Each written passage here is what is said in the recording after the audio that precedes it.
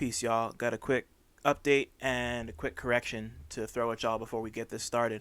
Over the course of this interview, my guest and I talked about the 1992 animated musical FernGully, The Last Rainforest, which I incorrectly attributed to director and animator Don Bluth, who had nothing to do with this motherfucker. So, Bill Croyer is actually the director of FernGully.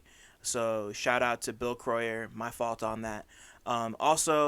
My guest and I talk a little bit about New Orleans, and this episode was recorded before Hurricane Ida devastated the area. So I'm gonna include some links to some donation sites, and just keep New Orleans in your prayers, man. They've been going through it. Shout out to all my people in New Orleans and in the surrounding area. We love y'all. Shout out to the environment. Shout out to safety. Shout out to Robin Williams voicing a bat. Back to the show. Eee!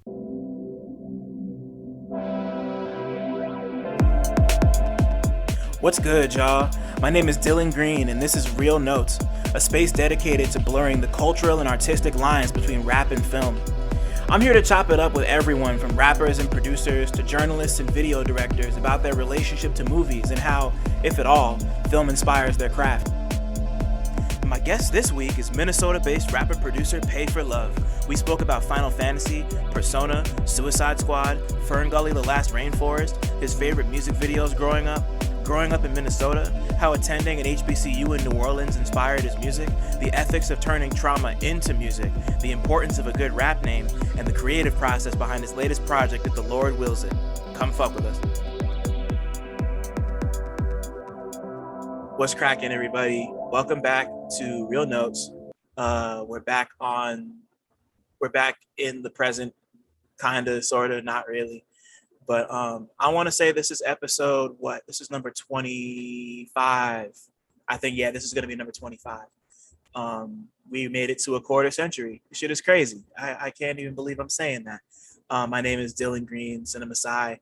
I got names. Those are two of them. I do a lot of things, including this. We have fun. Shit is tight. Everybody I bring on my shit is really special. And we got somebody who's, up and coming and incredibly special chilling with us today. This guy's a rapper, he's a producer, he's a traveling man, he's all over the place, he's a nomad type shit. We got Antoine payforluv, formerly known as Ducky, in the building. What's up, bro? Thank you for coming on my shit. I appreciate you. What's up? How you doing? Great. How you doing? Doing good. Yeah. We were just talking about Final Fantasy earlier because he's way more ahead in it than I am. I kind of jumped off after 10. So, that's where we're all at right now. Yeah. Now, Final Fantasy is my stuff. Like, I don't know. I'm like, if I play a video game, it's like either Final Fantasy or it's like a fighting game. Like those are my things, really. Yeah. See, fighting games, I'm all about a good fighting game. What's your shit? So as of late, Soul Calibur 6 has been my game. It's fun because like I've been trying to play like 2D ones. The other one is Lethally Blaze. That one's really crazy. But like I really like the 3D playing of it, just like moving forwards and backwards and then forwards and backwards. Yeah. That's wild you bring that up because I got into I don't want to call it an argument, but I got into a discussion with some people because one of those one gotta go things showed up on Twitter for fighting games, and it was Street Fighter, Tekken, Mortal Kombat, and Soul Calibur. And I said Soul Calibur. And everybody's like, you haven't played 6 yet, have you? And I was like, I haven't played since 4. So I don't know if they like fixed anything up. Like I like the games. I loved 2 growing up, but like I'm ignorant. I just haven't played 6. So how is 6? Is it cool? Because I'm hearing things. Yeah, I really like 6. I think I don't know. It's like easy to pick up, I think. At least for me, it was pretty easy to pick up. I only played 3 prior to 6. And I only played that for like a couple months on the Xbox. So like, I don't know, it was pretty easy to pick up. It was fun to play. Like I play with my girlfriend and it's real fun to play with her. I had a friend over the other day for the first time, and it was fun to play with him as well. So, I mean, I don't know. Like it's not like it doesn't feel weird to me. Like it doesn't feel clunky or anything. Like anything that I could complain about. Does it does Soul Calibur still do like the console exclusive characters or not? Because I know around like 2, 3, and 4 they had console exclusive characters. Um, I want to say they do because they had Geralt from The Witcher and 2B from Nier Automata, but Okay. I don't. Speaking of Nier Automata, Nier Automata and 2B on Soul Calibur 6 is very fire. And then Nier Automata is a really cool game too. But yeah, I think those are console exclusives. I want to say they are, but I might be wrong. Hmm. Yeah, Nier Automata is a game that I know I got a lot of friends who play Nier and games like that, and those are games I also haven't really tapped into. I've really been off like I've really been off the RPG thing for such a long time, and like I'm trying to find my way back in. So I feel like Nier might be a thing I might want to try at some point. I just had like either that or Monster Hunter, which is like which is like it's an RPG, but it's a lot of other things too. But you know, I wanted really hard to get into Monster Hunter. Like I was like, Monster Hunter looks awesome. Like this game looks amazing, and I never got into it. It was like I don't know what it was about it. It was very like I don't know. I can't describe it. It just didn't grab me like some other games do. Yeah. I get it because like it's really grindy, you know, like in Yeah. like that's part of the reason why I wasn't big on Persona when the series was like really popping earlier on. Like like once again, I had a roommate who was really into the I think the third one. Corey, I know you're listening. Correct me if I'm wrong, but I'm pretty sure it was the third one. I just like it's just such a grind, and I guess I can't really complain because I also play a lot of other games that are extremely grindy, but like the RPG grind is just so different from any other. There's something really unique about the RPG Yeah. grind. I don't know. Like it could just kind of get soul crushing after a while. Like I definitely feel that. I think, it's funny that you brought up Persona in regards to grinding, because I really like Persona 5. And like you do a bit of grinding in that one, but it's like, I don't know, there's a time crunch aspect to it as well. So it's kind of like, I don't know, it's like you grind, but you can't grind so much because you have that time crunch going against you, you know? right. That's cool. I'm into that. And yeah, now that you mentioned it, I did hear that about Persona 5. And like I love the because of with Persona, I love the way it looks. I love the soundtrack. I love the aesthetic. I love the story. I love everything about it. But I just haven't. I'm like I just need to find an excuse to finally just say fuck it and go and play a game because like that's what I wanted to do was like kind of onboard myself with Persona 4 Arena, the fighting game, the Arc Mhm. Systems shit, which I'm not big on Arc Systems games, but I like them a lot. I love watching Arc Systems games, and then I play the Dragon Ball one every once in a while. But Yeah. like I just want to I'm gonna find my way in one of these days and finally like experience this. Like I can't remember the last time I devoted 60 hours to a game. You know, like I'm looking forward to coming back to 60-hour playtime type shit. Like that's gonna be fun. No, I feel you.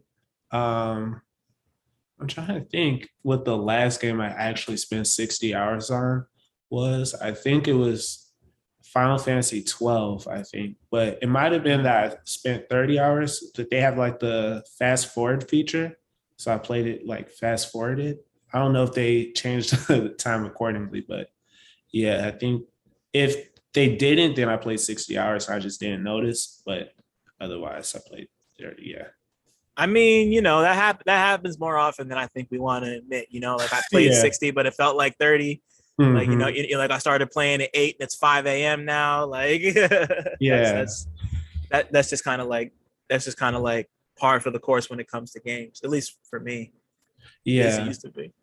That's definitely for me. Like Persona might be another one. I think I spent like 50 hours on Persona, but I Yeah. was just like, with Persona 5, I was just like playing. I'm like, wow, it feels like I'm spending a lot of time on this, but like it felt like it was like one of those. I look back and I see that I started playing at like noon and it's like midnight. Like it was like one of those types of things. Like, oh, Yeah. it's really dark outside. That happened to me once while I was playing through Ghost of Tsushima. That's probably the last game that I spent like, well, that and I think Doom Eternal. Doom Eternal and Ghost of Tsushima are the last two games that I spent like an extensive amount of time with. I want to say I want to say, excuse me, by the time I finished my Tsushima playthrough, it must have been like 10, 11, 12 hours, something crazy like that. Um and I can't wait to dive back in because they just put out the director's cut. Um, and I think there's Doom DLC that I haven't played yet. So those two things I'm gonna definitely spend a lot more time with. I'll probably have like 20 hours in them both by the time it's all said and done. Like that's gonna be fun. But you know, Yeah. Ghost of Tsushima, is that like a Souls like? It looks like a Souls like, and it sounds like a Souls like, but I don't know if it's fits in that. it's it's cause like Souls is Dark Souls a one and done, like you die and you got to start the game over again, or not? Because I know Demon Souls was like that, but I don't. I haven't played Dark Souls specifically, so I okay. don't know. But I've played like other games from software, and those Oh, ones. okay, gotcha, Yeah. gotcha, gotcha. So I want to say like all I can say about Tsushima is that it's like an adventure game. It's Mm-hmm. it's open world, and there's not very many RPG elements to it. Like you can customize and equip your character with a whole bunch of different things, but it's not really like I really think the best way to describe it would be like action adventure, which isn't like the I feel like those types of games don't really get made anymore because like the other game Sekiro, which is sort of similar, like that one's like Souls, Yeah. like definitely. But Ghost of Tsushima is definitely more. I don't want to call it traditional, but it's more like in the mold of something like an Uncharted. You know, like it's kind of sort of in that vein. I And it was devved by Sucker Punch, the people who made Infamous. It's like Infamous. There we go. You ever play Infamous? yeah, yeah. Yeah, So yeah, yeah. yes, yeah. So it's a lot like Infamous, except obviously you don't have electric powers and you're just like a samurai running through Japan. And there's a before we move on, there's a customizable outfit that you can get that makes you look like, or it gives you the same color, the color matchup as Sly Cooper, because Sucker Really. Punch also, for anybody listening, Sucker Punch also dev the Sly Cooper games. Yeah, it's like a whole trophy you can get and everything. I forget what it's called, but like there's a specific hat, a specific scarf, a specific sword, and something else that you have to get, and then it's like boom, you're Sly Cooper. It's cute. That's so fire. I would love that. Bring Those were back Sly like, Cooper. yeah, really. Those were like my favorite games, like from like third grade to like seventh grade. That's like my thing. That was my thing. Yeah, So yeah. those games are the best. They're just so much fun, so good to look at. Story's cute. I'm really big on like the whole like animals as Bond villains thing they did. Just like really nice, good Yeah. vibes, good fun. Yeah. Real funny too. Yeah, real funny. Like just like I love stuff like that. It's like really like on that platformer type shit that like they're kind of sort of coming back right now, Hmm. but not they're not as dominant as they once were. Like a game like Psychonauts, which I think just released last night out of the blue. It was supposed to come out Friday. Like they don't make games like Psychonauts anymore. They don't make games like Sly Cooper anymore. So to see them kind of like they do, but they're not like at the same level they were, like a decade ago. They're not as like omnipresent, but like it's just Yeah, always cool to see shit like that. I don't know. I fuck with that. definitely. So for you, I'm gonna ask the same question I ask everybody who comes on. What's the last movie or TV show that you watched that you had a strong opinion about? Hmm. It's tied between Luca and the new Suicide Squad movie. I How'd don't you know. like Luca? Luca, I really loved Luca. Like it was so beautiful. It was like, I don't know. It was like I really want more movies kind of in the vein of Luca to me. Like if it was very like it was very fun. The plot was like motivating, like I wanted them to win. And it didn't center around like a romance or have like really any romantic like qualities in my opinion. And I really like that for movies to like not always have like, oh, this is the romantic tension or like this. Oh, Yeah, I really like that they were able to make it motivating without doing something like that. So I just, yeah. Sorry, I didn't mean to cut you off. oh, no problem. Yeah, no, I love that. I haven't seen it yet, but I can say that Luca was the first movie I've seen in a long, or it was the first movie that like came out in a minute that I was really like fascinated by the ad campaign for it because like the poster I kept on seeing was of one of the kids like he's right above water. So like like half his body is himself or his human body, and then the lower half is the sea monster body. I'm like, that just looks so dope. Like, and I love the art style, and I'm big on Pixar anyway. Is Luca Pixar or is it just Disney? I couldn't say. I feel like the lines become increasingly blurred these days. Because Oh, definitely. it's like, I don't know. Especially since Disney owns Pixar, I thought.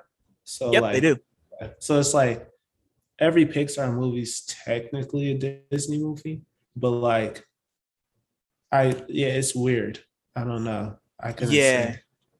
because you're right. Like every Pixar movie is a Disney movie, but not every Disney movie is a Pixar movie. Mhm. And yeah, nah, Luca is a Pixar movie.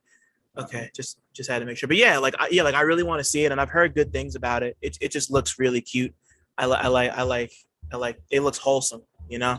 Yeah, it's very wholesome. And then like the attention to details is like crazy. Like the I want to say pixels, but scales. The scales on them, just like all of it's just like great. So yeah, That's I so really love that beautiful. movie.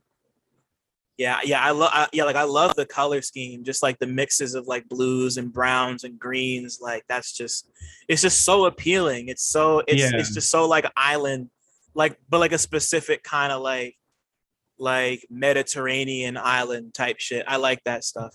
I like that type of stuff. yeah, I like that a lot. I like it was like really watercolory to me. It felt like it didn't feel like I don't know. It was very vibrant, but it wasn't like neon or something. It was just full colors. Really, Right, yeah. right. It wasn't like a sugar high or nothing like that. Like you were Hmm. like bouncing off the walls. Like Yeah. So I really like that movie. that's fire. I'm gonna watch it at some point, especially whenever it comes to whenever I don't gotta pay $30 to watch it on Disney Plus, I'll watch it. Or if it's still in theaters and I can find it on like a cheap $6 Tuesday, I'll go check it. I've been meaning to. Um, but how'd you feel about Suicide Squad? Because yeah, So Suicide Squad would so I didn't see the first one. Um I think in like 2014, I was like, I'm not watching another superhero movie unless like my dad takes me. My dad loves them. So that used to be our thing. Like me and my dad would watch superhero movies all the time. But like they got to be really samey around 2014, around that time. So I right, was like, I don't want to keep on watching the same movie. Like I don't want to watch, oh, this hero becomes regular and then they build their way back up to becoming a hero again or something like that. Like that kind of felt like the plot for all of them. So um for some reason, one of my friends in Minnesota was like, we should go watch Suicide Squad. So I watched it with him and it was really funny. Like it felt like I don't know, it was super funny, it was super gory too. It was just like kind of felt like Invincible, if you've seen that. Oh The yeah, I've seen Invincible. Yeah, it felt like that a bit, where it's like it felt a little fresh to me versus like I don't know other superhero movies. Like I watched Black Widow. That was the other one.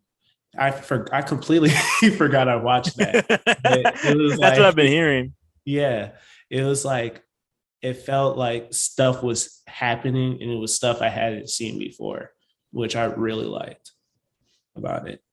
That's fun. Yeah, because I saw the new Suicide Squad and I liked it. I really hated the first movie. I thought it was like it's maybe one of the worst kinds of those I've seen in a minute. It's I thought it was really really bad. But the new one is super. The new one is tight. I had a good time with it. It's also yeah, it's really funny. It's really gory in that like it reminded me of like an exploitation movie. And James Gunn, the guy who Yeah. made it, he also did the Guardians of the Galaxy movies from Marvel, and those kind of have the same vibe, but it's not as gory and there isn't as much cursing. So it's Yeah. like it almost kind of played out as like an adult version of Guardians of the Galaxy to me, except they don't go to space, which is like like that's kind of like they're both really similar. It's hard to avoid the comparison, especially considering that they're both made by the same guy, But like I just loved watching King Shark do his thing.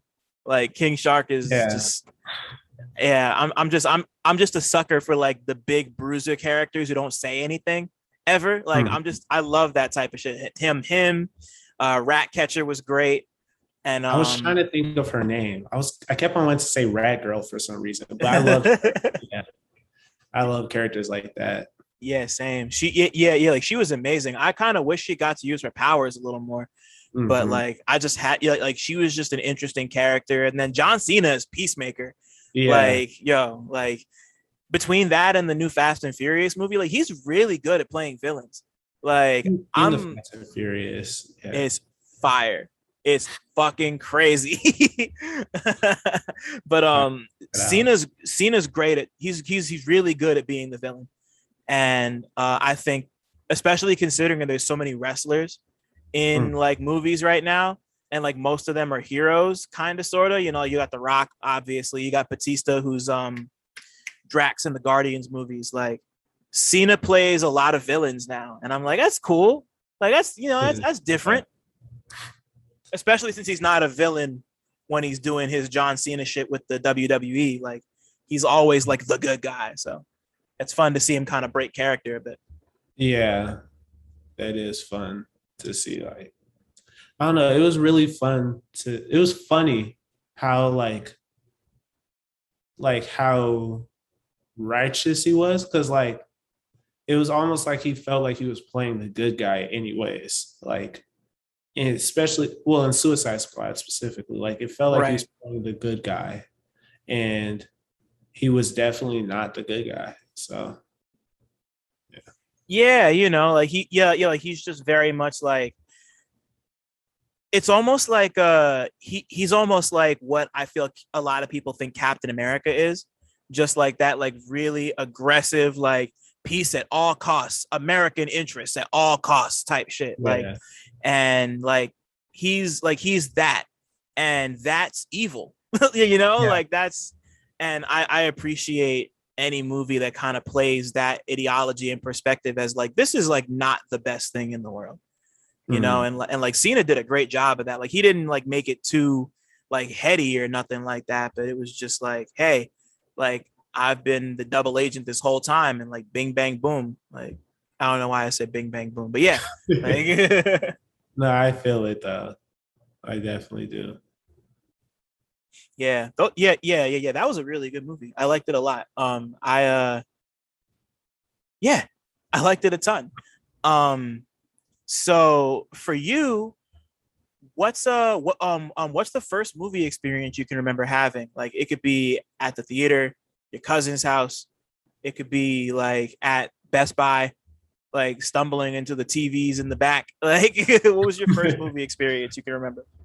um, I I listen to like the podcast and I hear you ask this question every time, and I'm like, let me think of what I'm going to say, and I like I still don't know which exactly one comes first, But the one that stuck with me each time was my grandpa. He used to take all the boys out to like movies and stuff. And at the time, it was just me and my little brother because we were the two oldest. And we went to go see Monster House when it first came out, like Wow. opening day. Yeah. So I remember we started watching it. We got probably like 15 minutes at most into the movie, but like I got terrified because like the house was literally a monster. I'm like a little kid. It's just like it was too much. I was like, I can't do this. And he's like, come on, just give it a couple minutes. I'm like, no, like we had to leave. Yeah. So I think that's the one that stuck with me most. And I remember like rewatching it like maybe 2 or 3 years later, and I was like, this is scary. Like, This shit tame. yeah. But as a kid, it was just like, why is this house so terrifying? Yeah. See, like I had a similar experience because I went to a friend's or a friend at the time. I was like really, really young, must have been in like elementary school or something. A friend at the time was having a birthday party and they all went to go see the Angelina Jolie Tomb Raider when it first came out. Uh Mhm.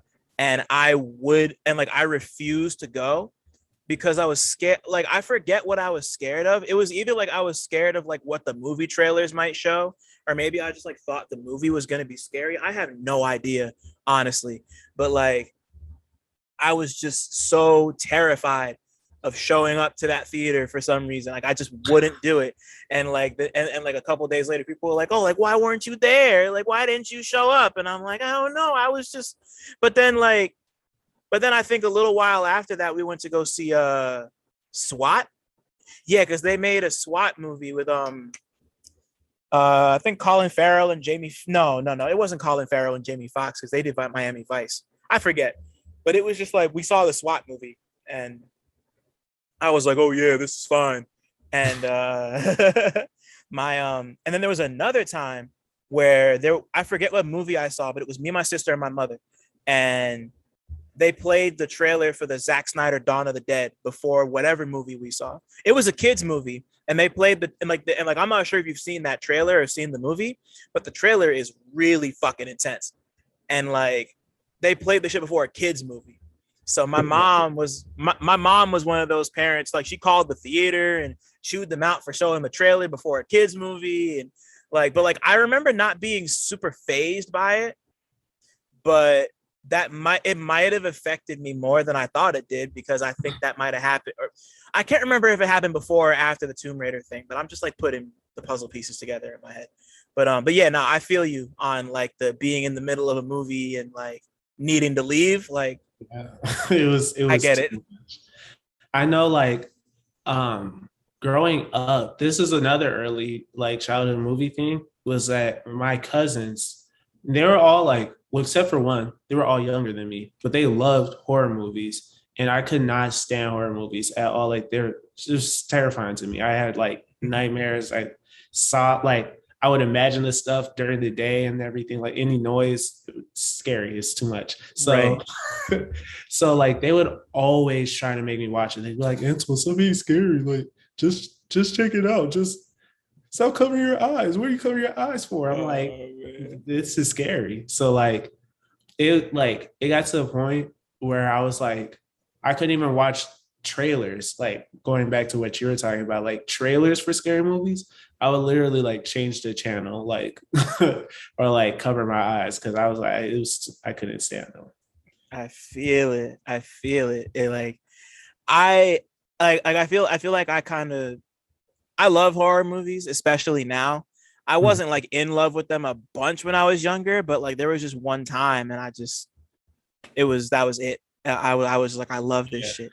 But no, I get it. Like there was just something about the experience of like going through that that's just like it's just a lot. And then like yeah, you can't stop thinking about it, and those thoughts turn into nightmares. I get it. Yeah. I get It was a lot. it. oh, So shit, yeah. that shit really is a lot.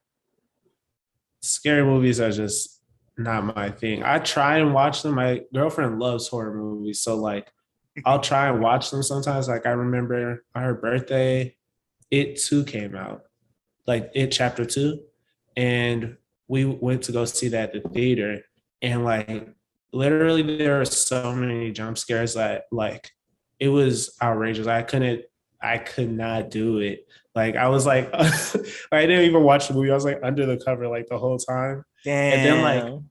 the one time, like I was like, okay, it's fine. Like there's nothing going on. I pulled the cover down, and then there was another jump scare. I was like, I jumped and like, you know how like you get a cramp in your leg from like moving too quick? Uh-huh. Yeah. I had that at the movie theater. It was so embarrassing. But it Oh. was, yeah, scary movies could be a lot.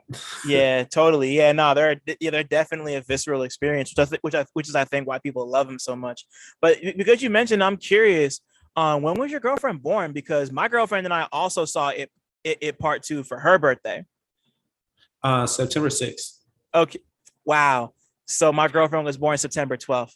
That's crazy. Ah, yeah. And our anniversary is on the 6th. That's so crazy. Wow. That's Wow.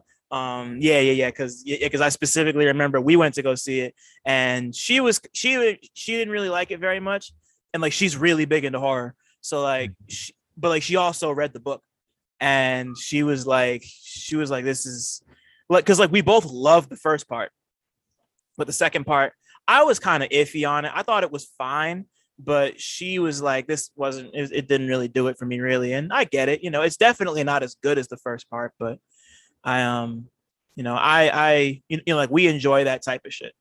So yeah, I feel it.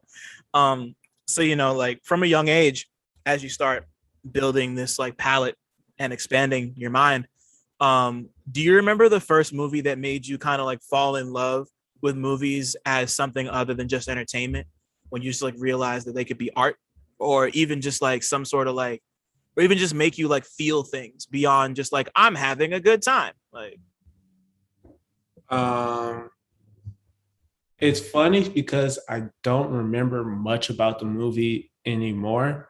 It's two movies. So one movie I do remember a bit about, but the movie I don't remember much about was I want to say it was the Elmo's Adventure in like Grouchland or something like that. wow, Yeah. throwback, Jesus. Yeah, that movie was crazy to me because it was just like I don't know. Like that got me into like a whole Muppets kick. Like I was like, well, let me figure out who Jim Henson is and like all this type of stuff. But I just loved like, I don't know. I just like how all the creatures were designed and stuff. But besides that, like I couldn't tell you the plot. I couldn't tell you any of the characters. I wanted to say Ashanti was in the movie, but I think she was in a different one. Oh, I don't remember either, but I remember Yeah. the movie coming out, and I remember like the only thing I remember about it is that like Elmo gets pulled into a garbage can and then ends up in Grouchland. That's all I remember. Like I remember Yeah. the trailer very, very vividly in my head. But yeah. Yeah, same. It's like I can't remember anything about that movie, but I remember like I used to watch it all the time. Like probably way too much. Like as all little kids do. But what was the other one? FernGully. Ooh, Yeah, that movie classic. was amazing to me. Like I remember my mom brought it home one day and she was like, "This movie was really good when it came out." And I was like, okay, cool, I'll watch it. I was like really into like I've always been really into like retro stuff.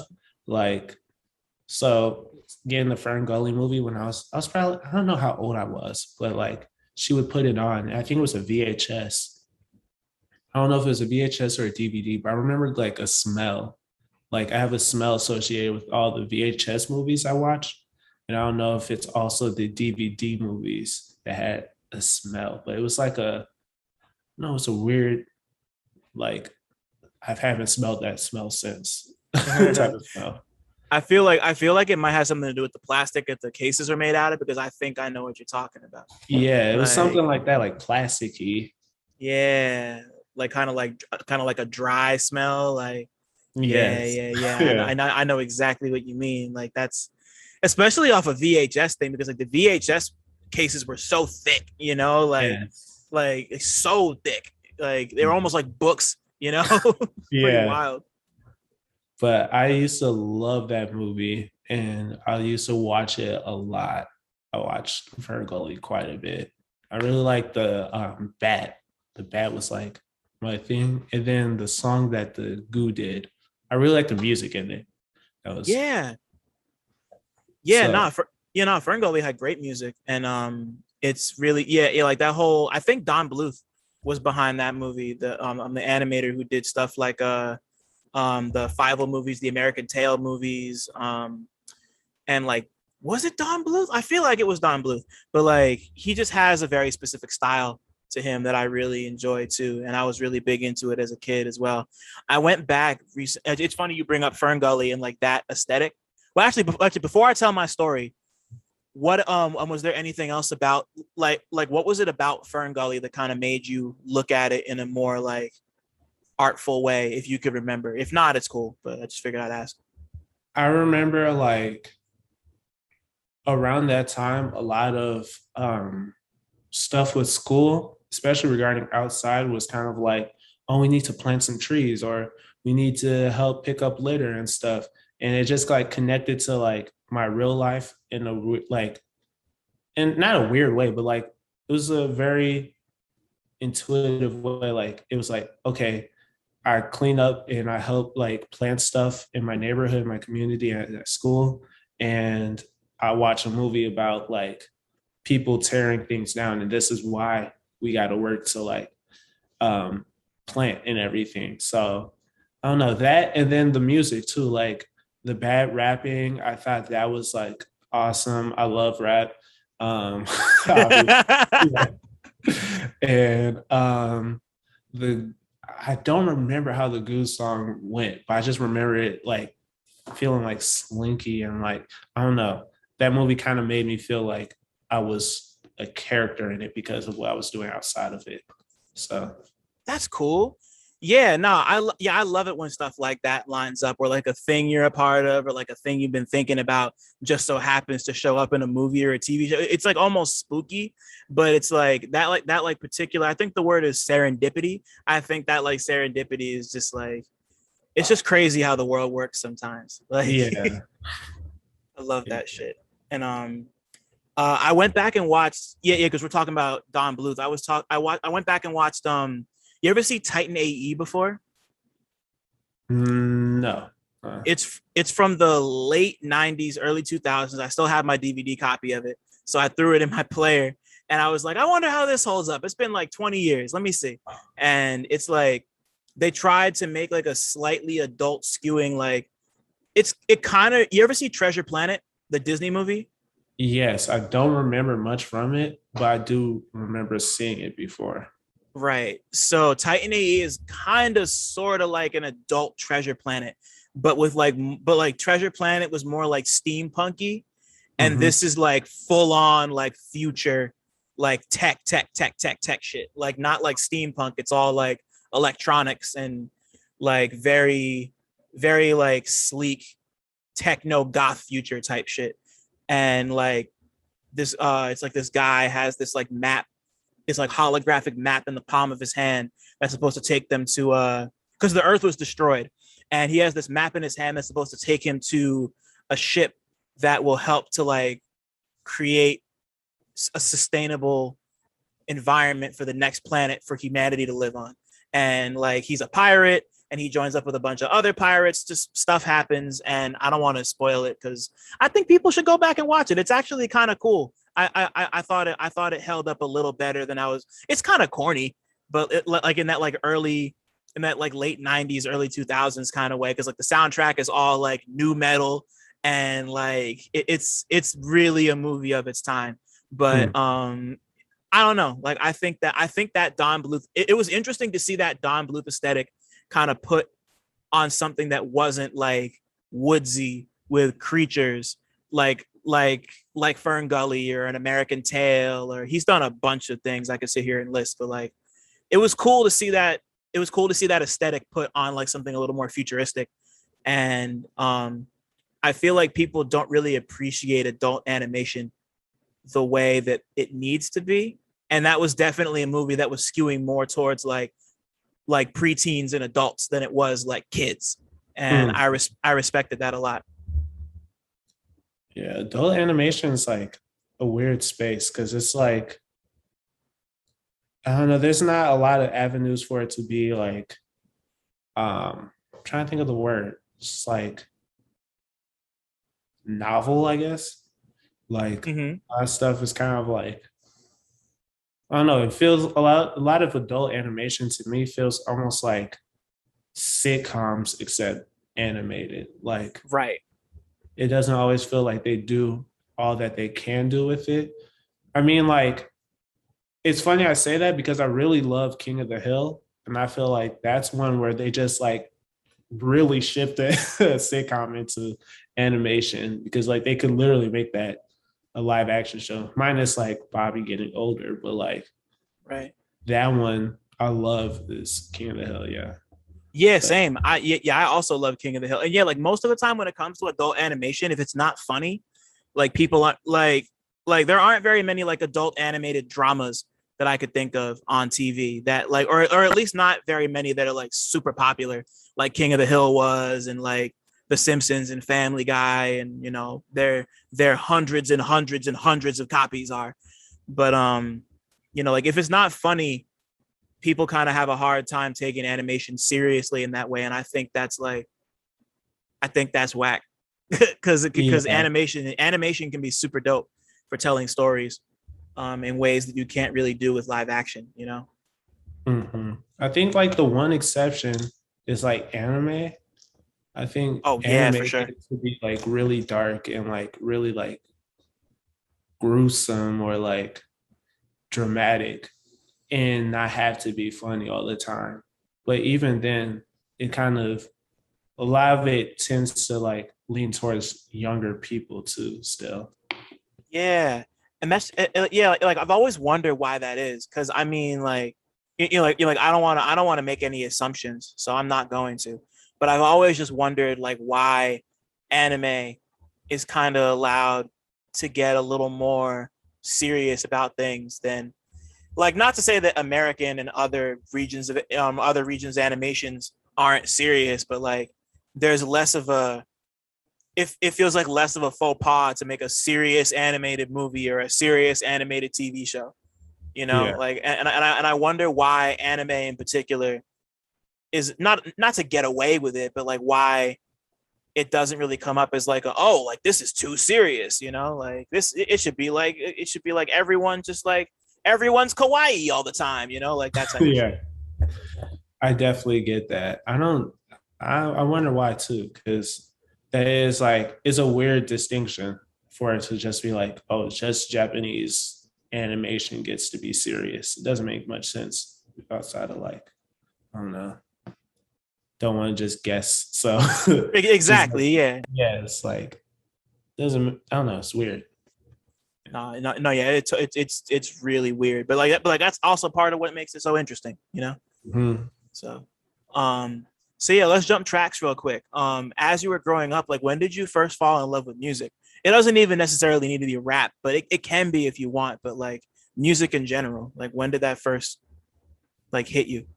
Um, the first song that I was like, oh, this is it. This is the song it was just like this is what makes me want to make music is Walk It Out, the remix with Andre 3000. Like his well Outcast, but Andre 3000's verse specifically was like, I don't know about what about it was so crazy and like so like mind blowing to me. But I was like, this is the best thing I've heard ever. And like I memorized all the words to it. I probably still know all the words to it. Like it was just an amazing verse on like a pretty all right song. Man, I love that song. I'm so happy you brought that up. I just love the beat and like I love the flow that Andre brought to that because like I think I was in like high school. I might have been like a freshman in high school when that song came out, and I remember hearing the remix and just hearing him coming like that. I don't remember any of the words, which is like the little da da da da da da da da da da da da da da da Mhm. da. Like just he just Yeah. skated over that shit. Like, oh man, yeah. That was Unk. That was an Unk song, right? Yeah. Shout out to Yeah. Unk. That song is amazing. Walk It Out was so good. But yeah, like that verse in particular, I get it. Like Andre really he skated all over that shit. And songs like that dominated my childhood too. Like Walk It Out, Two Step, um, Dougie, like those songs were just like that was my childhood. Like those songs played all the time. I think the other song that like I never like I've never heard another person talk about it since it was like out is Hydraulics by B5. That song was like, I don't know, that song was super cool. That one made me love music videos. Why I don't I think remember what song that is? I don't know. I'm It might blanking not on have it. been that big. Yeah. It was like B5 was like a boy band almost. It was like, I don't know. But it was a cool song to me. I used to I used to love the video. That was my big thing. And then just like the hook was crazy too. But those songs were like my thing. And then Jump by Fatty Cool. That's Yep, that song was crazy too. that's a good song too. I'm looking at this I'm looking at this hydraulics video. It's got Bow Wow in it. I vaguely remember this. I used to Like, love Bow Wow too. He was the coolest ever. yeah, same. Yeah, a lot of people won't admit that anymore, but nah, like that's where my journey started too. So Hmm. yeah, like that was the first rap CD I ever owned. Beware a Dog. So yeah, nah, Bow Wow was the best. Like he was unstoppable for a period of like 4 or 5 years. You know, Definitely. like damn. Man, good times. I gotta go listen to this B5 song because I don't remember this shit. I'm gonna do that later. I'm gonna keep that tab open. I um, don't remember how good it was. You know, this is like kids. hey, T- yeah. you know, Mhm. it's all good just to know. Like I don't care. I Yeah. don't care. But that's cute though. I like that a lot. Um, so like as you're growing up and you've got like I or actually like what was it about? You remember what it was about the video for that B5 song that kind of got to you? Because like, music videos are like such an incredible vehicle to kind of like give life to us. Obviously, they're they give life to songs. But like, what was it about that video specifically that kind of spoke to you? I'm trying to remember. Let me like look at a quick clip from it because I like for some reason I want to say it was like the fact that it had like a white background, but I don't know if it had a white background. I might be completely wrong. But that song used to be like I used to like listen to it being like it wasn't a white background. Mm-hmm. I want to make sure it's not playing aloud. Um, the cars, I guess, just like the whole group of guys, just like knowing like choreography, I guess, kind of like, Mm-hmm. oh, we're all gonna move this way at the same time. Like that used to be so cool to me. Same with like a lot of Chris Brown videos back then, where like had the same vibe of just like, oh, like we're cool, we could dance, and we're cool and we could dance and Mm-hmm. make music. Yeah, it's just like that's their thing. Oh, So, that's fun. Yeah, I like that a lot. That's fun. so I think Um, that was my big thing, and then Bow Wow, of course, is just right. love Bow Wow. Yeah. Yeah, yeah, nah, Bow Wow was unstoppable, like I said, for a certain period of time, like just really crazy. Mhm. Um, so like as you're growing up, was there ever a period of time when you like consciously linked film and music together in your head? Like, was there ever a time when they kind of like informed each other? Um, I think the time where they like first got like a serious link because I think before that it was just like, oh, I really like the music in this movie, or like I really like how they transitioned into this song in the movie, like kind of like basic stuff that you would normally like. The thing that really linked them together for me was like in ninth grade, I used to like Because the Internet by Childish Gambino a lot. And Mm-hmm. he came up with a screenplay to go with it. And I have no idea how good the screenplay was because I read it back then and I was kind of like, oh, this is like it's cool to have as an accompaniment to the album. But I used to like to this day I still want to write for like a movie or like a TV show or something. But Yeah. like I used to like imagine when I was on the bus, like listening to music and looking out the window and just feeling like, oh, I'm a movie character or something like that. But yeah, just stuff like that. It was just like music in my day-to-day life started feeling more cinematic because of that album and how the screenplay linked up with it. So I feel like that was a watershed moment for a lot of people. And with good reason. It was really like I can't think of a rap project that really did something like that before it. And I remember when I was like yeah, like I was really big on it when it first came out too. I was also really big on the short film he did, Clapping for the Wrong Reasons. That was it like it was kind of like it followed the boy character, but it wasn't like directly tied to the album in any way. Or I mean, I guess it kind of sort of was, but not really. Like there was just yeah, he really just tried to take that like cinematic experience like to the next level on a rap album. And and I still really love that album to this day. Like yeah, that album holds a very special place in my heart because of that. And I also definitely feel you on the whole like being on the bus or being in a car and listening to music and looking out the window and just like either imagining you're a movie character and like the music is soundtracking your life. Cause I still do that to this day. Or like just like creating little like scenes in your head, like that type yeah. of shit. Like I like riding my bike out here, I always listen to music and I like have like a um funk/soul playlist. And those songs are really cinematic. And it just feels so great to like, I don't know, just see things zoom past and hear like, if you want me to say that it's just like, I don't know. It kind of feels like I'm coming of age, I guess. I'm already old though. Not old, but like adult. Right, you're older. Yeah, yeah, yeah. Yeah. I like that. Yeah, like what is it? Yeah, like what do you feel about like funk in particular? Kind of like puts you in that sort of headspace.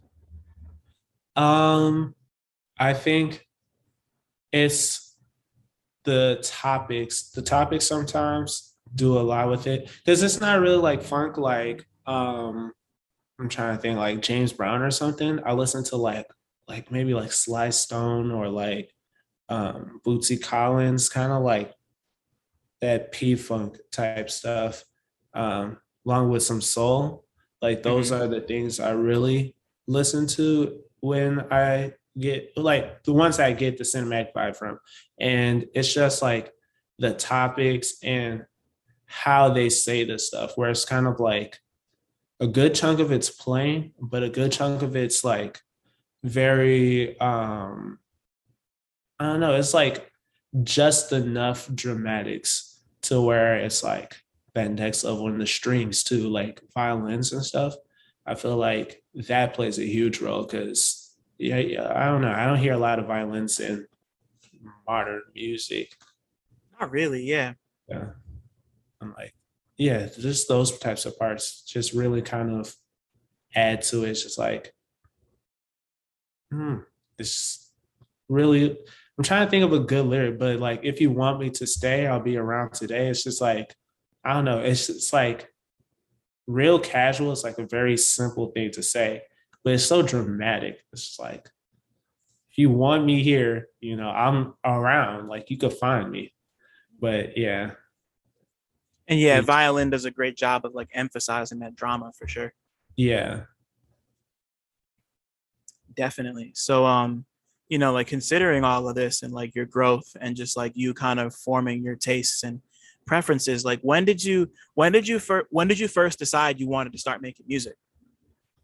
Um, First time I was like, oh, I want to rap was around the same time the Walk It Out remix came out. Mm-hmm. Um, my dad, I don't know if my dad was still making music at that point, but I found out that my dad rapped. And I was like, oh, Mm, this is cool. Like my dad raps, like I could be a rapper too. And hearing that song in conjunction, like I used to like freestyle a lot around my townhouse complex. Like we would just walking around freestyling by myself. Like I don't know, I just wanted to be a rapper back then. So wow. yeah. Like and like from there, like what and like when did you actually like start doing it? Um when I actually started taking it like very serious was in I want to say like either eighth grade or ninth grade around that time. Um a girl I was talking to showed me Kanye West. And it's weird to say that because it's like Kanye West was played all the time, like in my childhood. Like there was so much Kanye West music in my childhood that I should have known who he was. But she was like, "Do you know Kanye West? Do you like Kanye West?" I'm like, "Who's that?" And she played him, and I was just like, "It's like this is crazy." Because like I don't know, a lot of radio rap kind of leans on like really street stuff and like really like I don't know, like a lot of aggression, a lot of like um mainstream fun, I guess, like parties, that type of stuff. But I Yeah. wasn't ever that type of guy. But Kanye kind of felt like, oh, I could make like rap music that was very um that was kind of in the middle. Because the other person who I really listened to at that time was Lupe Fiasco. Right. And Lupe Fiasco was like the opposite of that. So it was kind of like, well, I'm not quite Lupe Fiasco like where I'm like um just no fun. Like, well, not that Lupe Fiasco is no fun, but kind of like no mainstream fun, I guess. This is the best way to describe it.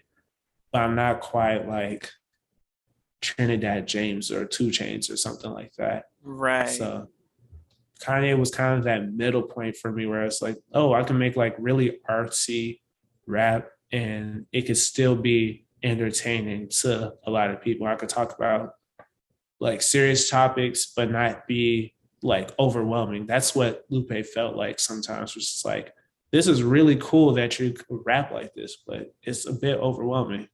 Right. Yeah, he kind of had that command that could be really intimidating. Like you even listen to a song like I got your gold watch. It's like, whoa, Yeah. like that can be kind of, Yeah. it can be a lot. But no, I feel like Kanye definitely, Kanye definitely had that middle ground part covered for a good long while. And Yeah. he was just really unapologetic about the way he went about making his music. And that's Hmm. really inspiring. I feel it. Yeah. It's like, I don't know. I didn't expect to mention Kanye today, but like I watched a Kanye interview a couple weeks ago at this point. But one of the things he's like, people are scared to say like I went to the club and like I spent all this money on like drinks and a section and everything, and then no girls came to talk to me. And I was like, for good reason, but like it's funny because that's kind of like how his music is. And I think that's what brings a lot of people to him. Right. Yeah, yeah. Like he could be really raw in a way that was like not super wild like it is now. But Yeah. like yeah, like there was definitely that period of time where it's just, you know, he just had it like that. Yeah. And he kind of had the world, he still has the world in his hand, but he Hmm. was, like that run from um college dropout to late registration to graduation, even up to, like for me personally, it would even go up to 808s. I'm not a Yeah. big MBDTF fan. A lot of people are. I'm not, but Really? not really. Like it's just like I like it, but I don't like people call it his best album ever, and I'm like, nah, not the best one ever. Like like I appreciate his place in his discography and how important it is to Mm-hmm. both like the culture and to people at large. But to me, it's not my favorite. Yeah. But you know, that said, he kind of puts himself out there in ways that a lot of people don't, and just knows he just had this like he was just really good at mashing a bunch of different styles together into something that sounded like nothing else out there. So you know, Yeah. like he really had everybody in a chokehold for a long time just off of that. Yeah. Definitely. I think like the one other person who is really good at that, in my opinion, is Drake. I feel like Drake is amazing at like taking like a day-to-day thing and making it like a bigger thing than it probably could be. Like, oh, your girlfriend took your car to Walgreens, but it's your Maserati to Walgreens. It's like, I don't know, Right. it's just a way different situation, but it's still like, I don't know, it's all fun to me. Yeah, Drake texting Kanye's address this past week really feels like something like like that feels like a Drake lyric to me. Like the fact that that happened, that feels like something that he would just like mention in a song as like a joke, you know. And now it's like a real thing that happened. So it's crazy that we're just talking about Drake and Kanye at the same time right now. Yeah. That shit is so wild. Yeah, it So is. yeah, like so so before I get into some specific songs and some specific projects with you, there's one thing that I've always been curious about since I first kind of got put onto you maybe like a year and change ago. Like it's so if I understand correctly, you're from Minneapolis, right? Sort of. I'm from St. Paul. Okay, Minneapolis is like the sister cities, twin cities. I say I got you. like Okay, Minneapolis is easy to like remember, but right. I'm from St. Paul. Okay, okay. So you're from Minnesota, Yeah. and you also spend quite a bit of time in New Orleans, I believe, too, right? Yes. So um what's your relationship like with both of those cities, and why, if you don't mind me asking, I feel like that might be a bit personal, like like why why why do you travel between Minneapolis and New Orleans so much? So I think hmm. So St. Paul is where I was born and raised. I lived in Minneapolis on and off because it's like one metropolitan area. So Right. trying to think of a good example of another place like that, but I don't know, like Memphis and West Memphis, like it's like same city Mm-hmm. but different cities. But I grew up in the Twin Cities and like um I don't know, it's just like I love my family out there. I love like the vibes of stuff. Like the indie scene is really fun. Like we have like house parties, but they're like real like the ones I've been to have been real respectable. I don't know. I can't speak for every single one, but like they're all like real like chill scenes. And then like New Orleans is where I first started going to college at Xavier.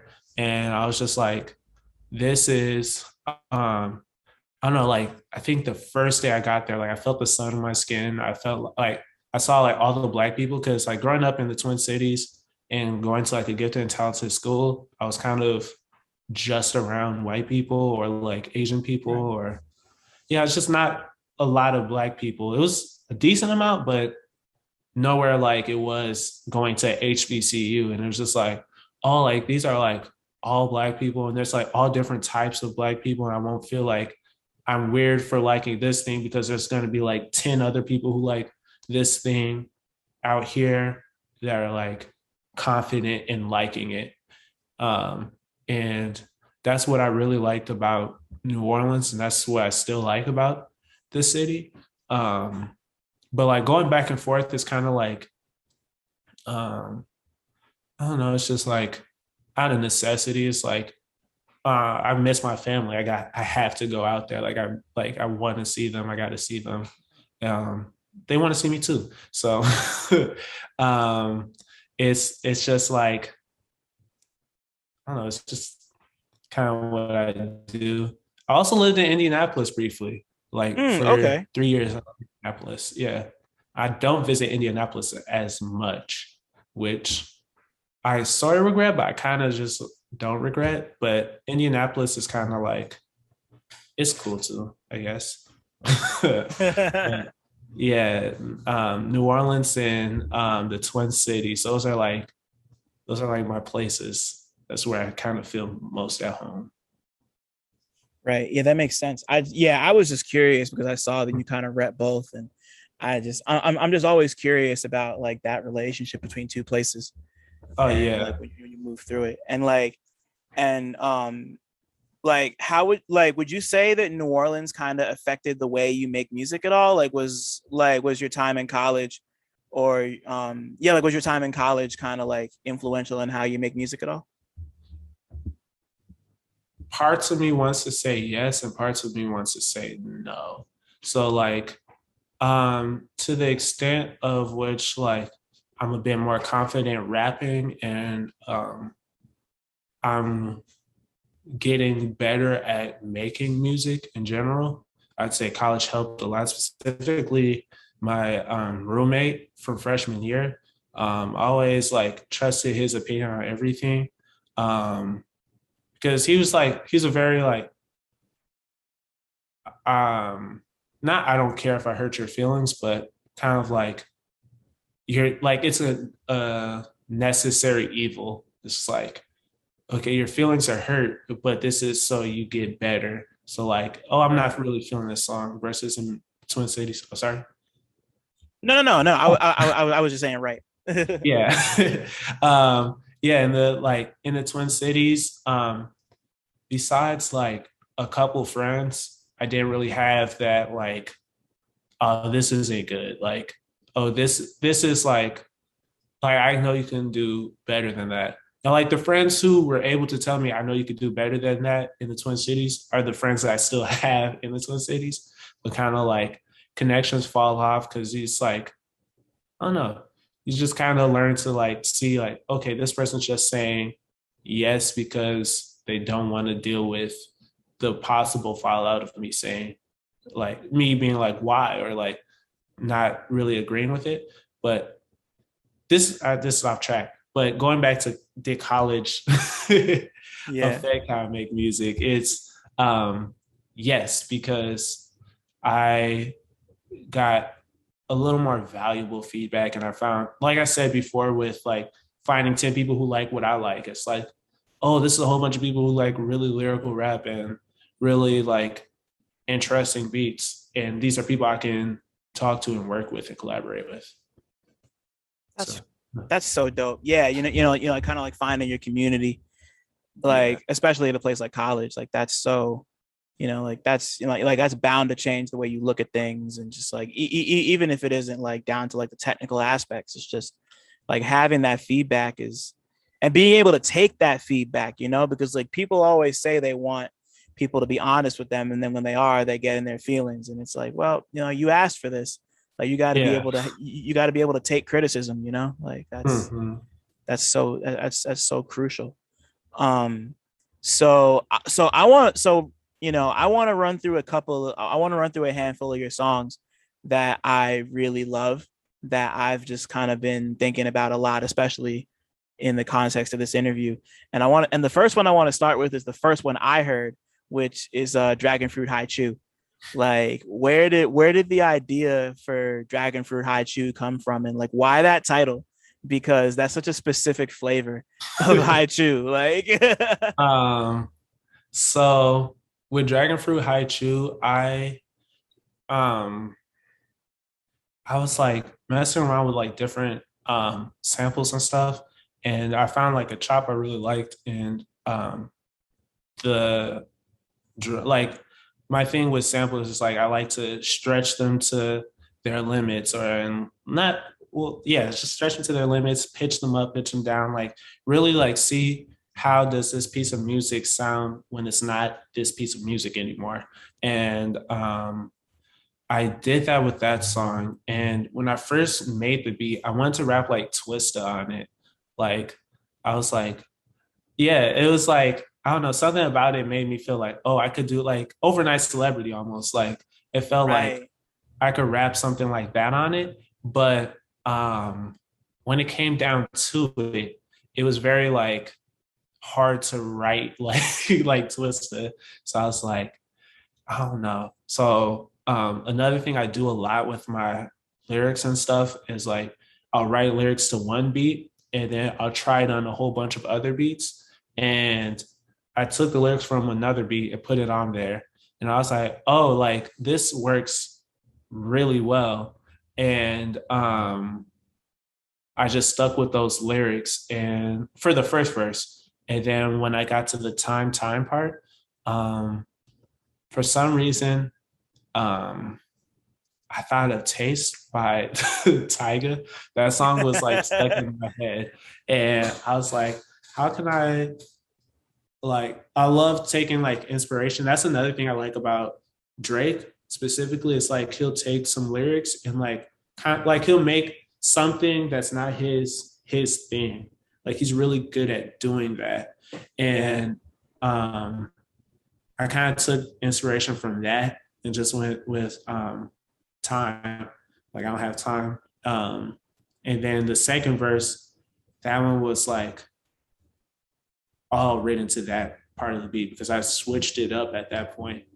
And that's another thing I do is like um, I'll make a beat and then I'll make another beat with like that same sample, whatever, and like see if they work together or which one I like more. And I happen to like both about the same. So You layered them on top of each other. yeah. Wow, that's crazy. hmm So that's how that one came about. The dragon fruit high chew name, I couldn't for the life of me think of a name for it, which like this easy like the simplest title would have been just time. But I don't know. I like to make things difficult. So um, I was just like, okay, what's the beat sound like? Like, forget what the lyrics say. What does the beat sound like? And it made me think of like high chews. And I was like, what flavor? And I was looking through all the flavors, and I figured dragon fruit high chew worked the best to me. Yeah, and like I feel like that works so well because it kind of has that like orangish, it kind of has like that like orangish yellowish hue to it. I don't know, like when I hear it, like I just kind of get those colors. Mm-hmm. Like it just made sense. Like like even though it's obvious, it's obviously not in the song at all, but Yeah. it just made sense to me. Like the title, it kind of sounds like it was pretty spontaneous, but it felt like it Mhm. made sense within the context of the song. I don't know. I Oh just like yeah. that about it a ton. Thanks. I felt the same. I felt the same. Yeah. Another one that really grabbed me is from the last EP you put out before your most recent project, Icarus. Like like I the first time I heard it, I really just like couldn't put it down. I love what you did. I love what you did with the sample on there, like the vocal sample is kind of like really like ghostly wail. It almost Uh, sounds like D'Angelo. I don't want to guess. I mean, I guess that is kind of me guessing, but like it kind of sounds like a D'Angelo sample. Like, yeah. but once again, I don't, like, I don't know how you feel about sample snitching, and I'm not trying to get you in trouble. But I just Uh, love. Sorry. oh, I was just gonna say, like, I kind of don't care, but I also am like, I'll tell you off recording, but Works for yeah. me. hmm But yeah, but just like the song, like talk to me like about like where the idea of just like this character, like this, and like the content of the song does kind of remind me of like flying too close to the sun in that sense. So like talk to me about putting that song together because I really just love the way it sounds and feels. Uh, so with that song, I think a big chunk of it was kind of like the sample. I was just like searching through. Like my thing with finding samples is like I don't really crate dig because I don't have a vinyl player, so I can't like actually grab vinyls and listen to them. So I kind of just YouTube dig. So like I'll click on one video and then I'll scroll to like the bottom of the recommendations and then I'll click on another one and keep on doing that until I find a song that like I haven't heard before, or like I hear and I'm like, oh, this would be cool to sample. Um, so I did that with that song, and it was just like I really love like um, when artists do like weird things on songs. I don't know how to describe it, but like another example is like Otis by Kanye West. Like on Try a Little Tenderness. I feel comfortable sample snitching because like he had to get that cleared. But Right. Yeah. Like yeah, that's different. Like that's like a really recognizable. He's Kanye. Like fuck it. Who yeah. cares? So Like, like with that one, like Otis Redding really said not, and I this whole time I thought it was just like a chop, but like he literally did that on the song, and yeah. I just love things like that where it's just like artists just like playing with their voice and like going all over the place with it, and that's what the person I sampled did on that song. So like I just played with the pitch, timing, and everything of it a whole bunch. And then I threw the drums on. And this is another example of me taking lyrics from another song. Because that song's from the same project as Dragon Fruit High True. It is. And take the lyrics from one song, put it on the other song. And sometimes I would take like the last part of the lyrics off and switch it with another part because Yeah. it get a little bit more fitting for like either the flow or the lyrics, like the words. But it was really I'm saying a lot. It was really just like another, just like I don't know, it just felt triumphant from like the things that they were singing. Like you couldn't really tell what they were singing, but it just had a triumphant feel. And I was like, how can I make this a triumphant sounding song? And that's kind of what I tried to do with it. And then another example of me like trying to take from one artist and kind of put it in my own style. I don't know what the song's called, but it has Jadakiss and I think Styles P on it. But they're like, I got more of what you're looking for, pain. Da-da-da-da. So I kind of took. Do you know the song? No. Not off the top of my head. I can't Uh, remember. I know Knowledge flipped it once, but I can't think of the name of the song. But that was like the hook. It was like, I got more of what you're looking for, pain, da-da-da-da-da, pain. So I really like that idea of just like using like a word as a like punctuation almost. So Right. like that 21 years of pain and like just the lyrics for that part just kind of, I don't know, it felt right on that beat to me. And the same with the second verse. The second verse wasn't even written to that song. Like neither of the verses were written to that song. Um, but they just fit really well. I don't even think the hook was like none of the song was written to that beat. But it just all like worked out well. I think I don't know, I just loved how the pain was on there. Like it was just like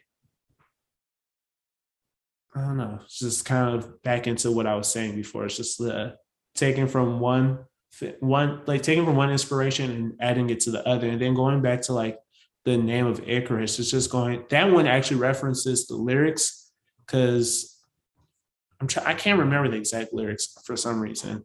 It's like my mind's moving super fast, but like I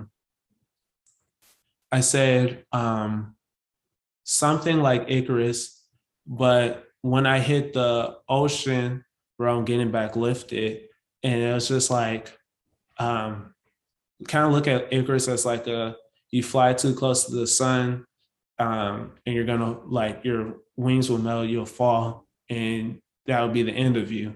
But I kind of want to take on the name of Icarus, but kind of flip it into a way where it's like, okay, I'm going to be the exception. Like, if I reach my highest and I fall, I'm going to get back up and I'm going to keep on trying and I'm going to get to where I want to be. Because in the end, like, that was what the whole story of Icarus was about, was like, Mm-hmm. he's trying to get out of the prison or jail that he was in. And he flew too close to the sun because he didn't listen to his dad and he fell and then he died and that was it. But his thing wasn't trying to go too close to the sun. His thing was trying to get to safety or to his next spot. And that's kind of what I wanted from the lyrics. It's just like, this is what I want to do. And instead of being like the tragic ending, I want to be the triumphant ending. Right. Yeah. And I feel like the song feels pretty triumphant in that way. And I love what you said about just like I love the song just kind of being made up of like bits and pieces that weren't necessarily related to each other. I love when people put music together like that. It's just and like for you to say that, like the song sounds like it sounds like you put it together as all like one cohesive thing. So that's pretty impressive that you were able to kind of like harness all of that, but make it seem like you did it all in one fell swoop. So that's dope. Thank you. Cohesion's like my thing. Like, I think like I like showing my music to people outside of like the internet, even on the internet. A lot of people say like my songs or like my projects are really short, but like I really would rather a short song or short project than a like confused one.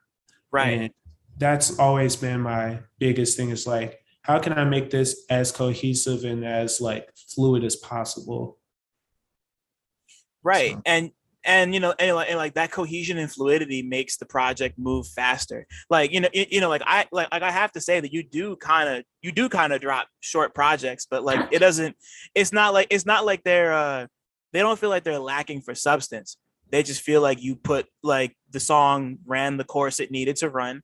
It's no it's not it's just as long as it needs to be. Like it's not like you made it like a 45-second snippet because you're like on some other shit. Or like yeah, it's not like it's like 5 minutes long because you just like really like the way the beat sounded at the end. Like there's like everything feels as long as it needs to feel, you know? Or as that's long as it needs to be, rather. Like that's one thing I like about Pink Panthers. I don't know if you've gotten I into it. do.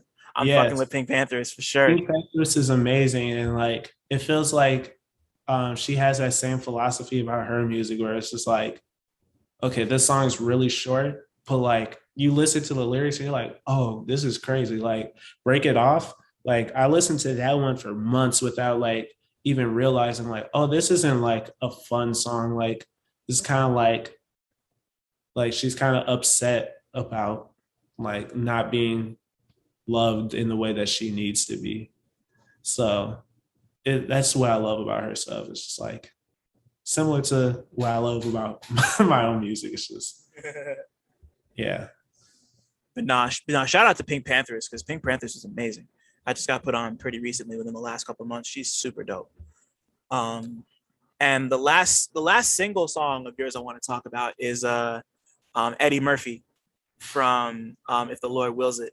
Like like that's another one that like when I heard it, I really just couldn't put it down. And just like the way the beat skips and the way you kind of just like find your way, like the way you kind of find like move through the cracks in it is just really really alluring to me. So like talk to me about making Eddie Murphy. And yeah, just talk to me about that. Um, so that one was, it has a very long journey because I first made the beat for it when I was working on the If the Lord Wills It project with like Dragon Fruit Haichu Icarus. So that's like almost a year ago that I was working on just the beat for that. And the beat had like these real like trappy, no, they first had housey drums, like I was trying to do like a house sound on it, and I didn't execute well. So I was like, okay, this beat's not good. Instead of like trying to do different drums, I just kind of interpreted it as the beat wasn't good itself. So I just kind of like let that one sit and work on the other songs that were better. And I came back to it like when I was working on If the Lord Wills It. And I was like, wait, these are actually like cool chops. Like, because um it sounds like there's like a bunch of drums and everything on there that like I added, but it's literally just the chops and a kick. Like I just added a kick drum to that besides the chops that I did. And it was like, I don't know. It was just like something about it kind of felt like triumph. And that's what I've been attracted to recently. And like how I pick beats, it's like not even triumph, but like motivation. Like it makes me think of like Jeezy or something like that, where it's just like very like, okay, like get it out the mud, like let's do this, let's get stuff done. And uh,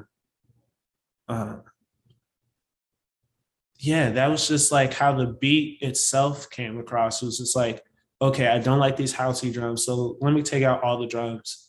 And oh, this chop is really cool. Let me like figure out where to put a kick on there because I still want there to be like the like punch of like a kick, like the bass. And that's really where I got that part from. And then like I remember I was riding my bike one day, and this was like I think this was before I revisited that beat because I was looking for lyrics. I mean, looking for a beat for those lyrics, but like the first few lyrics on that song, like it was helicopters in my hometown, barricades getting mowed down. Um, that type of stuff was just very like, I don't know, like, I mean, if you're on the internet, you know, like what's been going on in Minneapolis or what had been going on in Minneapolis. So I was just riding my bike and I was thinking about that. And I was writing those lyrics and then like thinking about like what else happens there. And just like the lyrics started adding on. I got like the first 4 bars, I think, on the bike. I had to keep on repeating them in my head because like I didn't want to take out my phone on my back and get hit by a Right, car. right, right. Yeah. So like I was repeating those lyrics. I might have even stopped my bike. I don't think I stopped my bike. I think I went to Whole Foods. Whole Foods like a couple blocks from my place at the time. So yeah, I just like had those lyrics. I came home. I was looking for a beat. So I found that beat and I didn't like the drums. So I took the drums off and it worked really well. And that was actually a song that I wrote the rest of the lyrics to that beat.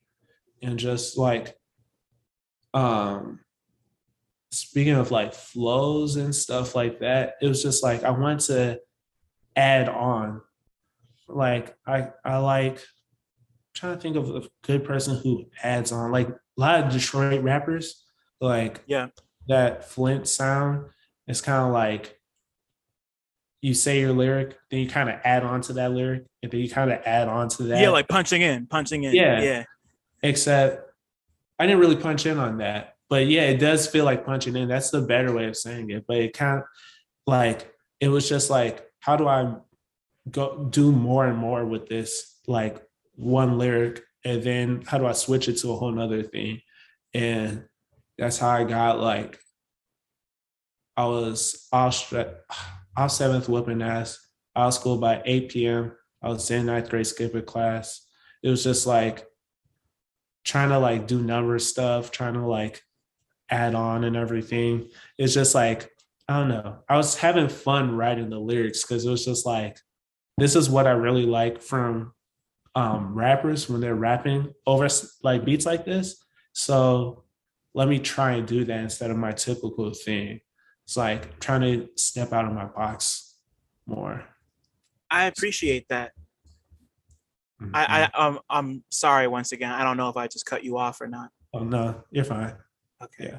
Yeah. Um But yeah, no, I appreciate that a lot, and I love to see that connection between like what's going on in Flint and how that song came together, because it does kind of like I don't want to say the song has that feel, because I don't think it does have that feel, but that specific method is something Mhm. that I feel like is becoming more popular. Just a lot of people, not even in Michigan anymore, but like I think that's not to say that they're the first people to do it or anything, but I think that's just such a um it helps. It's just like a nice way to like section things off, and just like Mhm. it like it almost sounds like it almost sounds like you're playing hopscotch or something.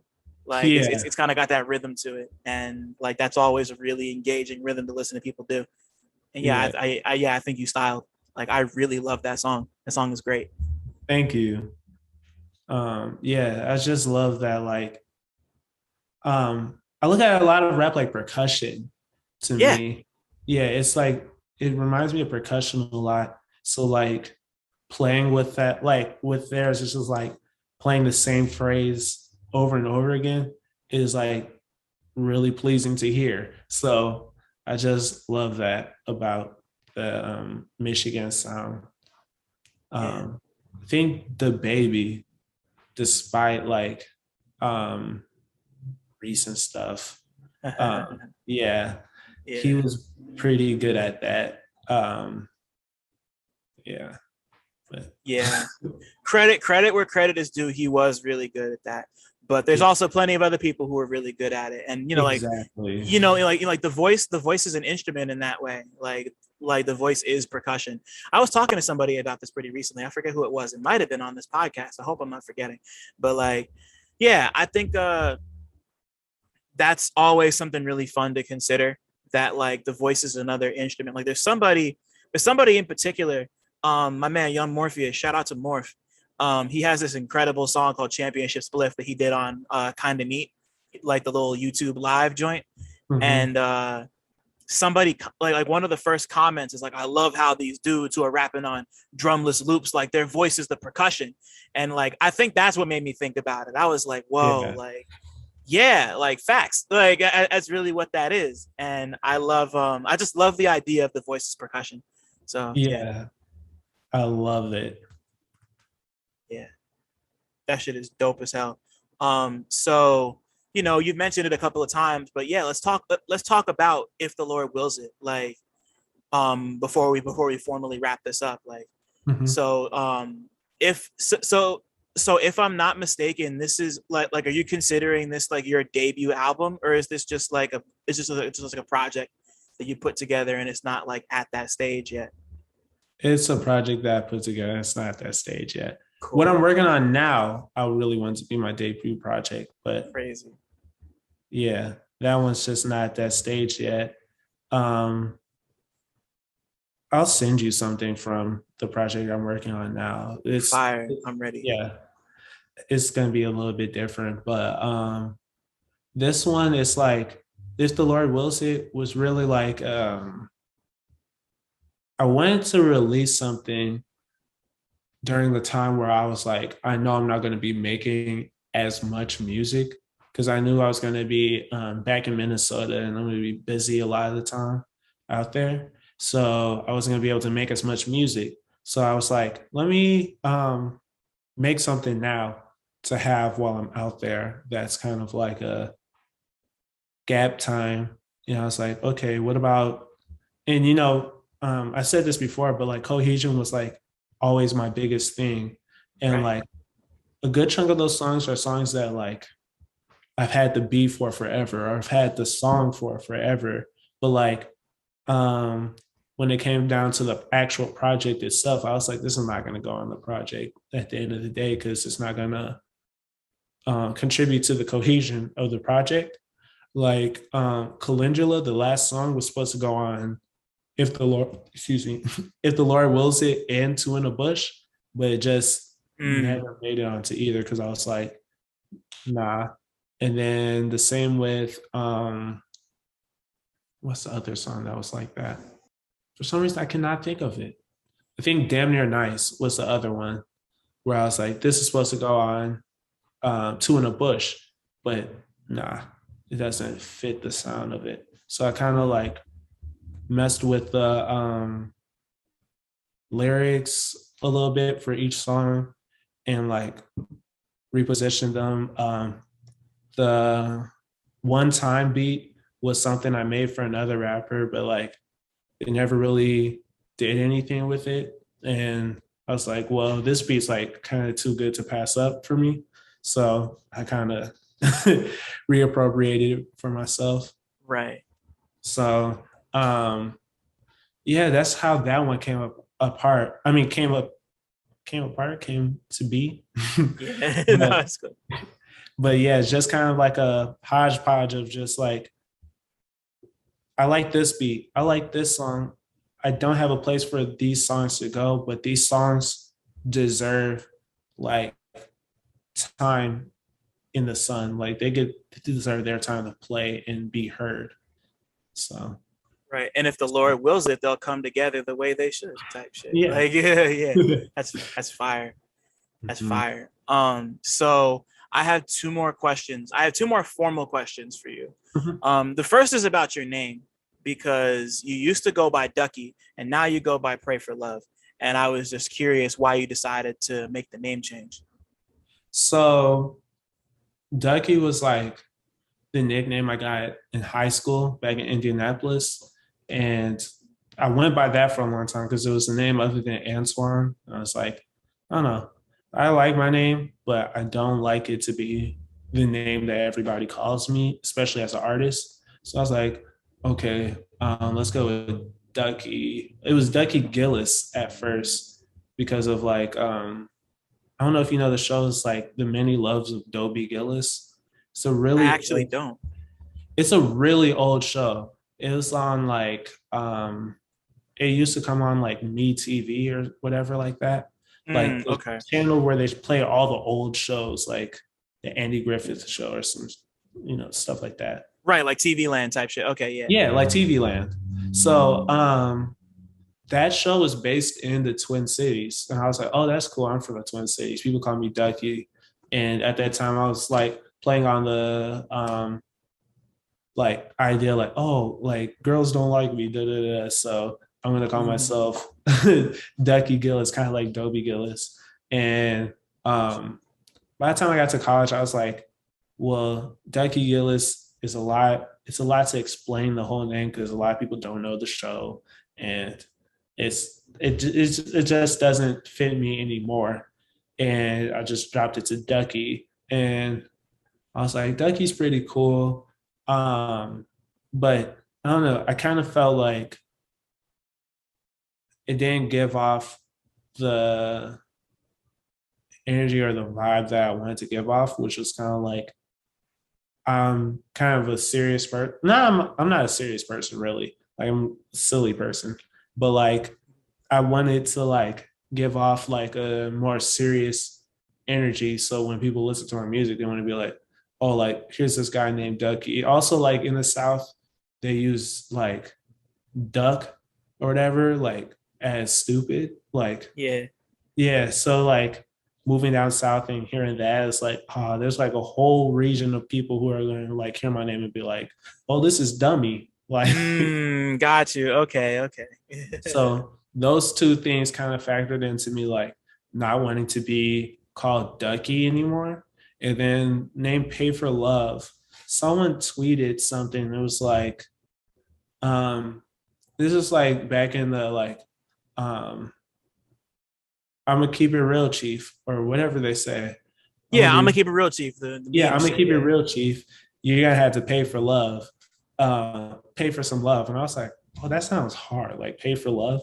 And Mm, that's where I got the name.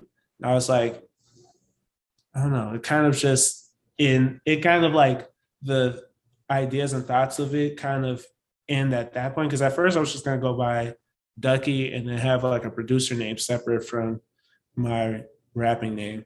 But I was mhm. like, I'd rather just be recognized all the time. Yeah. So I went with Pay for Love for both because I was just like, I don't know, it sounds a little more um, epic, I guess. Just like, oh, let's check this out. Right. Like when I think of names, The first thing I like when let me calm down. When I first learn about a new artist and I like see their name or hear their name, one of the first things I think of is like, how is it gonna sound to hear me say, "Oh, I'm going to the blank show," like, "Oh, I'm going to the Pay for Love show." Like, who are you going to see tonight? Pay for Love. Like if it sounds like it fits in that sentence, I'm like, that's a good ass name. You know, Yeah, like it's just, you know, like it doesn't even have to mean anything outside of just like sounding cool. You know, like if it sounds good, like just a couple names off the top of my head, like Trippy Red. That sounds good to say and it comes off the tongue. Like who else? Like Knowledge. Like I'm going to see Knowledge. Like that sounds good. So yeah, it's, you know, I feel like Pay for Love, even if it might make somebody stop to think like, like Pay for Love, like it just sounds, it's just easy to say. Like Pay for yeah. Love, you know, like I three think syllables. I Like feel that it's just like it rolls off the tongue. That totally. was a big factor too. Just like I don't know, Ducky. It's like I'm going to the Ducky show. And it's like, all right, you do And that. you do that, stop. And then then it all, and then Ducky, I mean, like not that it's like a bad thing or nothing, but I like the first thing I thought of was Ducky from the Land Before Time. I've heard that too. The little oh, I forget what kind of dinosaur she is, but yeah, like I think about, and once Was she again, a that's not a pterodon? bad, Was she a pterodon? it might have been a pterodon, yeah. And like that's not a bad thing. I just like, that's just the first place my mind went because I already had that reference stored in the back of my brain. So I was like, that's Yeah. cool, you know, like Mm-hmm. So um yeah. so, you know, like, you know, you've kind of like, you're starting to move a little bit, like not a bunch yet, but it's starting, but like it's getting to the point where you got you got a few more people on you. You're kind of working within this community of people that, you know, like you and I both know pretty Mhm. well. And you know, I guess like my last question for you, considering all the stuff that you've dropped, is like now that you've kind of, now that you're kind of like firmly in the Pay for Love, in the shoes of Pay for Love, like going forward, how would you describe what Pay for Love, like I don't want to ask what the Pay for Love sound is, but like what is what is Pay for Love about? Like when somebody presses play on a Pay for Love song, what should they expect to feel? Not even to hear, like to feel on some Ka shit. Like, you know, we're past how it sounds. I'm asking how it feels. Like Um, that's it's a bit tough, but the very first thing that comes to my mind is like motivation music. Like it's not even like I rap like really motivational stuff, but it's like going like I know you said not the sound, but like it sounds like motivation to me when I hear it. Like I feel like I can do this and I could like each of my songs made me feel like I can do this. And I hope that it makes others feel the same. And just like, I don't know, like, besides that, just like, even though we're in like this, I was having a conversation with someone about this a minute ago, but like, we're in the like community where it's kind of easy slash lucrative to do trauma as your main mm, yeah, to use trauma as your main resource. I want it to be like fun. Like I want people to be like, oh, like this guy's like having fun, or like this guy chopped this crazy. Like I want people to like hear it and like smile. Like whether it's because what I'm saying is like so hard, or when I'm like how I chopped it was so hard. Like I want people to be like, oh, like he's like that kind of. see, I Yeah. get that because like going back to Eddie Murphy real quick, like that's what I get when I hear that beat. Like I smiled when I heard that and I was like, damn, that shit is crazy. It just sounds so good. Like, and you know, like I think finding that middle ground between, because I've also been talking to people a lot about like the whole like, you know, like like not trauma porn, but like just in the sense of like people only being like people making songs utilizing trauma. You know, like it's a really tricky area to walk. and it's kind of something that's become, I don't want to say it's become like popular recently, but it's like it feels like more and more people are doing it now than they have been in a while. And Yeah. like it's just very hard to like walk that tightrope and not just have your music become like a slog, and just make it feel like work to get through. And like I can say that to me personally, your music doesn't sound like it's work to get through. Like it like it has that movement to it that makes it like engaging, and like like you're putting pieces of yourself in there, but it's Yeah. not like like it's not just like, because like I obviously don't want to talk down on anybody who uses trauma in their music, because that's a really important outlet, you know and Mhm. and like if you can tell a story well, it doesn't matter. But like it's just always interesting to kind of talk to people who have that in mind. Now like we're at that point now where we got to be self-aware about how that comes across, like that's Yeah. that's that's interesting to me, and I like that I about your music. thank you. One of the greatest compliments to ever hear from me is like that someone smiled when they heard my music. So that made my day. But yeah, I was just like once like kind of agreeing with you. It's like I don't want to put down anybody who like puts trauma in their music, because like you said, it's like an important outlet. The way I always looked at it was that like um once I give this to you, like, what will I have type of thing. It's just like, if I give you every piece of me, where am I now? Or am I like with you? Because like, I don't know if you're getting what I'm saying, but like, kind of just like,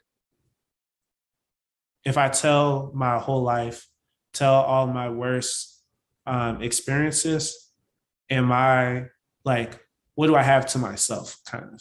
Right. Yeah. Yeah, So, no, oh, oh, go ahead. Go no, no, ahead. no, no, no, no, no, no. Finish your thought. Oh yeah, that's it's like that's kind of where I was informed, because I was like going into college. I think that was kind of my thing, was like, oh, like I want to like I listen to like Earl is a big person who does that to me, and he manages to strike a balance. But a lot of it's a lot to like I was like thinking like, would I ever turn to like my friend and be like, oh, this is all what happened to me and everything. Not to say like I can't disclose like personal details with my friends, of course, but it kind of just like, at what level is it like, like a casual friend almost. It's like, Yeah. who gets this information, who doesn't get this information, and like, why do we enjoy this type of information coming to us? Like, does it bring us relief in that we know someone else is going through it, or do we find comfort in that someone has it worse than us, or are we just like, this is like on the far end of it, just like consuming it as if it was like trauma porn, where it's just like, oh, this is like crazy to see that someone could go through so much. Right. So that's, yeah, that was my whole thing with like trauma and music. It's just like, I understand why it's there, and like I'm definitely gonna have like, drawing on life experiences, not every life experience can be positive, and I don't want to like Right. turn to like the big day Chance the Rapper or something. It's like, Right. yeah, like I don't want to like have people look at me like, oh, this guy's like a youth pastor, but I also don't want to like put myself in a position where like I had to look at a ton of strangers and be like, well, this thing hurt me a whole bunch. And they're just like, yeah, like, I don't know. Uh-huh. It's a very like weird relationship to have Oh, for me. absolutely. Yeah. Yeah. Like everyone goes about it differently. And I feel like most people who listen to this type of music, me being one of them, is like, I feel like it kind of leans more toward the first thing you said, just about like, like people confiding. It's like confiding in someone else, like, hey, like you Mhm. get it. And like that getting it kind of helps me to process what I got going on, or at least it makes me feel better that I'm not the only person like going through this particular thing. But like it's all about balance, and everyone's threshold for that type of shit is different. Some people want to leave it all out on the floor, and that's fucking dope. Some people would rather kind of be very strategic about how they do it, like you seem to be, and that's dope too. Like it's as long as the music is good, like it could be happy, sad, in the middle, angry, whatever the fuck. Like if it's good, it's good. And that's I think Yeah. that balance that you've been talking about kind of helps. Like I can hear that you're really about that. Like I can hear that that's something you're trying for, and it's only going to get better as you go on. So like, Yeah. Thanks. hell yeah, no doubt. I don't know. I don't know why I'm talking like a youth pastor right now, but like The topic was to it. on some other shit. But yo, Antoine, this was great. I don't have any more questions, but like it was so nice to get to just like chop it up with you for like just about 2 hours. Like this was really dope. Thank you, man. Thanks. Definitely. It was great talking to you too. I did want to ask, Yeah. the guy on your wall in the square frame, Yeah. looks very familiar. Is that Rod That guy. Serling? That is Rod Serling. Yeah. Okay, so I was so scared to ask that the whole time. I was like, let me ask again, so it's not a No, yeah. I feel it. No. That's Rod Serling. That's I'm in my girlfriend's place right now. This is her wall. So I forget where she found this, but yeah, we both love the Twilight Zone. So yeah. If you love the Twilight Zone, you should check out Cosmic Slop. It's like a Bootsy Collins, not Bootsy Collins, George Clinton is like the Rod Serling of it. So, ooh, okay. Yeah, it's really interesting. It's like a 3-piece movie. It's like not 3 movies, but like it's short film anthology or something like that. Right. It's like a movie in like 3 parts that like they're like little vignettes that aren't related to each other. Yeah. Gotcha. Yeah. Kind of like the Twilight Zone. And it's just like, oh wow, this is really cool. Like the first one was what if aliens came to Earth and said, we'll give you everything to make Earth way better if you give us all the Black people. And it's just like it's so goofy, like as a concept, but like what would happen? Like that's a fun yeah. Like so. Yo, send me a trailer because I want to see that. Definitely. Yeah. Nah, please. Do you mind if I use that last part to like end the episode with, or should I just like cut that out? I don't mind at all. Okay, cool. I'm ending with that. That's tight. Thanks for listening. Shout out to y'all for making it this far. And shout out to all the Black people listening too, because y'all really impeccable. Don't forget to like, subscribe, and tell a friend to come through next time. 1.